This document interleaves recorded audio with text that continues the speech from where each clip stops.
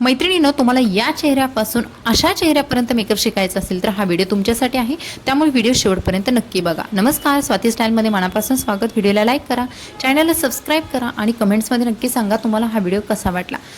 मैत्रिणींनो, श्रावण महिना सुरू आहे आणि श्रावण महिन्यामध्ये भरपूर सारे सण येतात, त्यामुळे आपल्याला या ना त्या सणाला कधीतरी मेकअप करावाच लागतो. त्यामुळे चेहऱ्यावरती जर वांग असेल, डाग असेल, काळे स्पॉट आले असतील आणि तुमच्या मनामध्ये भीती असेल तर हे लपवायचे कसे, तर हा व्हिडिओ तुमच्यासाठी आहे, त्यामुळे व्हिडिओ शेवटपर्यंत बघा. सुरुवातीला पहिली स्टेप करायची आहे, चेहऱ्यावरती मॉइश्चरायझर लावायचं आहे. तुमच्या चेहऱ्यावरती किती प्रॉब्लेम असू द्यात, तुमची ऑइली स्किन असू द्या, ड्राय स्किन असू द्या, तुम्हाला स्किन टाईपनुसार मॉइश्चरायझर चॉईस करायचा आहे. चेहऱ्यासोबत गळ्याला सुद्धा मॉइश्चरायझर लावायचं आहे, छान मसाज करायचे आहे. मॉइश्चरायझर लावल्यानंतर तुम्हाला साधारणतः 1 मिनिटाचा तरी गॅप द्यायचा आहे आणि त्यानंतर आपल्याला पुढची स्टेप करायची आहे, म्हणजे तुम्हाला सनक्रीम लावायची आहे. जरी श्रावणामध्ये भरपूर सारा पाऊस पडत असेल आणि हा मेकअप लुक जरी तुम्ही अदर सीझनमध्ये जरी करत असाल तरी तुम्हाला सनक्रीम लावायचीच आहे. आपला मेकअप जास्त वेळ टिकायचा असेल, आपल्या चेहऱ्यावरती कोणताही साईड इफेक्ट होऊ नये, स्किन टॅन होऊ नये असं जर तुम्हाला वाटत असेल तर तुम्हाला सनक्रीम लावणं गरजेचं आहे. चेहऱ्यासोबत गळ्याला सुद्धा परत लावायचं आहे. आता बऱ्याच मैत्रिणींच्या चेहऱ्यावरती खड्डे असतात आणि त्यामुळे ते खड्डे मेकअप केला तरी सुद्धा उठून दिसतात, तर खड्डे लपवण्यासाठी तुम्हाला प्रायमर लावणं गरजेचं आहे. शिवाय प्रायमर आपला मेकअप आहे तो लॉंग लास्टिंगसुद्धा करतो, त्यामुळे प्रायमर चेहऱ्यावरती लावून घ्या. पूर्ण चेहऱ्यावरती लावायचं आहे, गळ्याला नाही लावलं तरी चालेल, पण प्रायमर चेहऱ्यावरती व्यवस्थित पसरून घ्या. आणि त्यानंतर आपल्याला सर्वात महत्त्वाची स्टेप करायची आहे, जी बऱ्याच मैत्रिणी स्किप करतात, ते म्हणजे चेहऱ्याचं आपल्याला करेक्शन करायचं आहे. म्हणजे काय, चेहऱ्यावरती आपल्याला डार्क स्पॉट असतात, तिळ असतात, वांग असतात, त्यानुसार आपल्याला करेक्टर लावायचं आहे. करेक्टर कसं चॉईस करायचं, तुमच्या स्किन टोननुसार भरपूर सारा डार्क कलर, म्हणजे तुमचा जर फेअर कलर असेल तर तुम्हाला मीडियम किंवा डार्क कलरचंच करेक्टर वापरायचं आहे. बघा आता करेक्टर कुठे कुठे लावायचं, डोळ्याच्या खाली जिथे आपले डार्क सर्कल आहेत, जिथे स्पॉट आहेत, पिगमेंटेशन आहे, असं वाटतं की ते स्किन टॅन झाले, काळे पडले, त्या ठिकाणी तुम्हाला हे करेक्टर लावून घ्यायचं आहे. करेक्टर लावणं मस्ट आहे, तरच तुमचे डार्क स्पॉट लपले जातील मेकअपमधून, ते बाहेर दिसणार नाहीत. करेक्टर लावून झाल्यानंतर ब्लेंडरने मस्त असं ब्लेंड करून घ्यायचं आहे आणि त्यानंतर आपल्याला पुढची स्टेप करायची आहे. ब्लेंडरनीच आपल्याला ब्लेंड करायचं आहे, तर ते खूप छान प्रकारे ब्लेंड होतं. आपण अगोदर जे लावलेले प्रोडक्ट आहे ना त्याच्यामध्ये ते मस्त प्रकारे मिक्स होऊन जातं. आता तुम्हाला ऑरेंज करेक्टर किंवा डार्क ब्राऊन कलरचं करेक्टर घेऊन ते वापरायचं आहे. त्यानंतर लावायचं आहे फाउंडेशन. फाउंडेशनशिवाय आपल्या मेकअपला छान असा ग्लो किंवा बेस भेटणार नाही, त्यामुळे मी ते 2 टाईपचे फाउंडेशन वापरलेले आहे. तुम्ही तुमच्या स्किन टोननुसार फाउंडेशन चॉईस करा. मी आता 2 का घेतलेले, कारण मी हे 2 फाउंडेशन स्वतःकडे ठेवलेले आहे, जेणेकरून मला माझ्या स्किनचा जो टाईप आहे, स्किनचा जो टोन आहे त्यानुसार मला ते फाउंडेशन लावता यावं. या हिशोबाने मी हे दोन्ही मिक्स केलेले आहेत आणि एक्झॅक्ट माझ्या स्किनला जसं मॅच होतं त्याच्यापेक्षा थोडंसं फेअर केलेलं आहे फाउंडेशन, शेड बनवलेला आहे आणि ब्रशने मस्त चेहऱ्यावरती लावून घेत आहे. आता बऱ्याच मैत्रिणींचं असं होत असेल की फाउंडेशन लावताना ते व्यवस्थित ब्लेंड होत नाही, कारण त्याचं हे आहे की तुम्ही स्किन प्रिपरेशन जर व्यवस्थित नाही केली ना तर फाउंडेशन व्यवस्थित ब्लेंड होत नाही. स्किन प्रिपरेशन म्हणजे आपण ज्या पहिल्या स्टेप केलेल्या आहेत त्या व्यवस्थित करणं गरजेचं आहे. त्यानंतर जर तुम्ही फाउंडेशन लावाल ना तर तुमचं फाउंडेशन अगदी मलाईसारखं चेहऱ्यावरती बसतं, व्यवस्थित स्प्रेड होतं.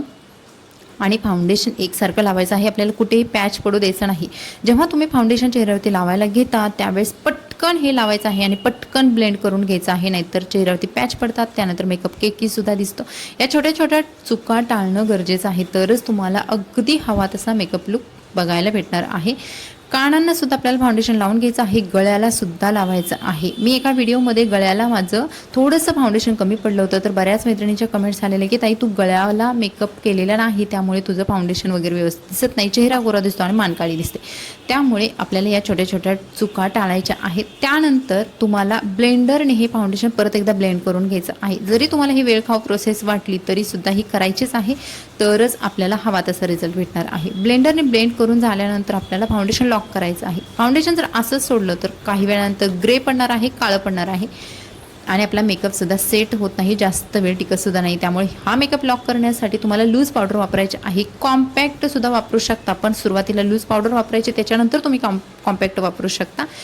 लूज पावडरनी बनाना पावडर वापरलेली आहे आणि या पावडरने मी माझा मेकअप आहे तो लॉक केलेला आहे. त्यानंतर आता आयब्रो फिलअप करणार आहे. आयब्रो फिलअपसाठी डार्क ब्राऊन शेडच वापरायचा आहे.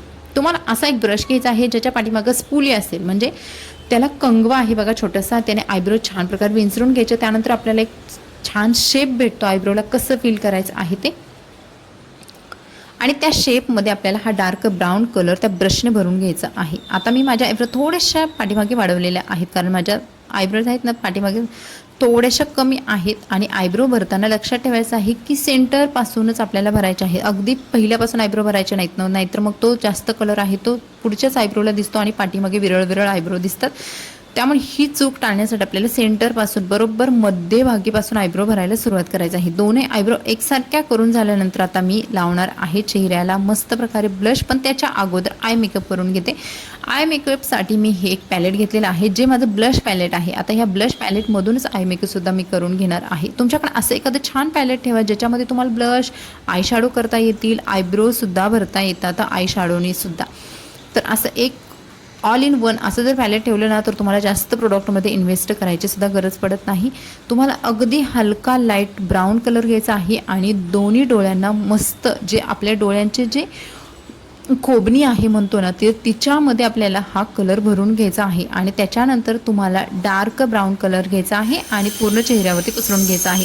तुम्हाला जर सोप्पा आय मेकअप हवा असेल ना, तर हा इतका सोप्पा आय मेकअप आहे आणि शिवाय क्लासी लुक देणारा आय मेकअप आहे. डार्क ब्राऊन कलर घेतल्यानंतर तो पहिल्यांदा आपल्याला डोळ्यांच्या कॉर्नरला, एंड कॉर्नरला ठेवायचा आहे आणि नंतर तो आपल्या पूर्ण आयलिडवरती आपल्या डोळ्यांवरती पसरवून घ्यायचा आहे. आणि लक्षात ठेवायचं आहे की दोन्ही डोळ्यांचा आय मेकअप हा सेम झालेला आहे किंवा सेम व्हायला हवा. त्यानंतर मी या आय मेकअपला थोडंसं वेगळ्या लेवलला नेते, कारण माझी साडी आहे ना, तुम्ही बघाल पर्पल कलरच्या आहे आणि त्याच्यावरती मॅच होईल अशा पद्धतीने किंवा त्याच्यावरती डोळे माझे कसे उठून दिसतील या हिशोबाने मी काय केलेलं आहे, पर्पल कलर आणि ब्लॅक कलर हे दोन्ही मिक्स केलेले आहेत आणि ते माझ्या पापण्या आहेत त्याच्यावरती जिथे आपण आयलायनर लावतो ना, तर तिथे लावलेलं आहे. आता आणखी एक मुद्दा सांगायचा यामध्ये, म्हणजे मी आयलायनर आज वापरणारच नाही. या दोन कलरनीच माझं आयलायनर करून घेतलेलं आहे आणि आयलायनर वापरायची गरजसुद्धा पडणार नाही. आता ज्या मैत्रिणींना आयलायनर लावताना खूप प्रॉब्लेम येतात ना, तर त्यांच्यासाठी सुद्धा हा एक बेस्ट ऑप्शन आहे किंवा हा एक शॉर्टकट आहे. तुम्ही माझे डोळे बघाल किती छान दिसायला लागलेले आहे. डोळ्याच्या वरती आणि जिथे काजळ लावतो ना त्याच्या जस्ट खाली मी हे दोन शेड आहेत ना, तर ते मस्त भरून घेतलेले आहेत. आणि वरती जो आपण कलर हा वापरलेला होता ना, तर तो कलर थोडंसं स्प्रेड केलेला आहे माझ्या आयलिडवरती, म्हणजेच डोळ्यांवरती. आणि त्यामुळे डोळ्यांना असा छान लुक आलेला आहे. खूप सोप्पा आय मेकअप आहे हा. त्याच्यानंतर मी काजळ लावते. काजळ लावताना सुद्धा तुम्ही अगदी हलकंसं लावून घ्या. अगदी भरगतचं काजळ लावून किंवा जास्त वेळा ओढलं ना, तर डोळ्यातून पाणी येतं आणि त्यामुळे काजळ आपल्याला पसरलं जातं. हे होऊ नये म्हणून तुम्हाला अगदी छोटीशी लाईन ओढून घ्यायची आहे. आणि काजळ लावल्यानंतर तुम्ही बघा डोळ्याला किती छान लुक आलेला आहे. आपला आय मेकअप हा आपल्या साडीच्या कलरनुसार असावा. आपण कोणत्या प्रकारचे कपडे घातलेले आहेत त्यानुसार जर आय मेकअप केला ना, खूप बेस्ट दिसतं तो लुक.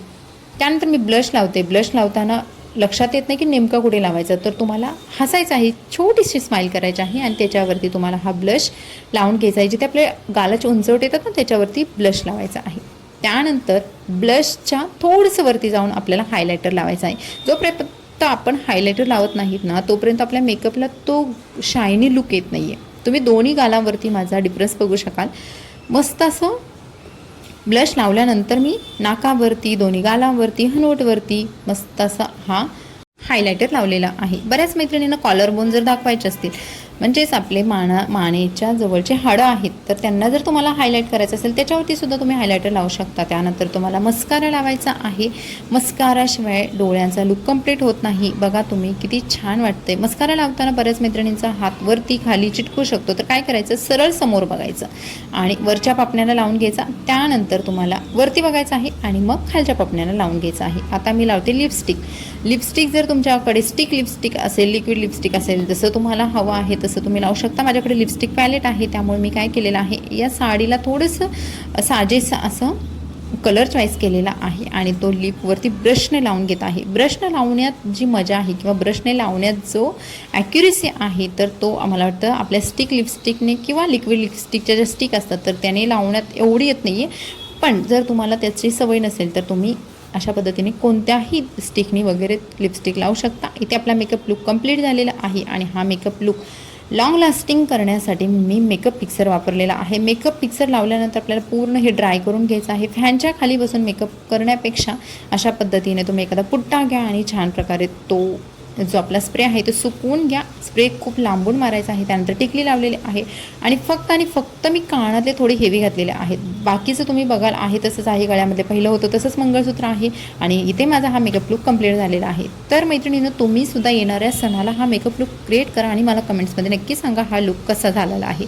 भेटू नवीन व्हिडिओमध्ये. Bye bye.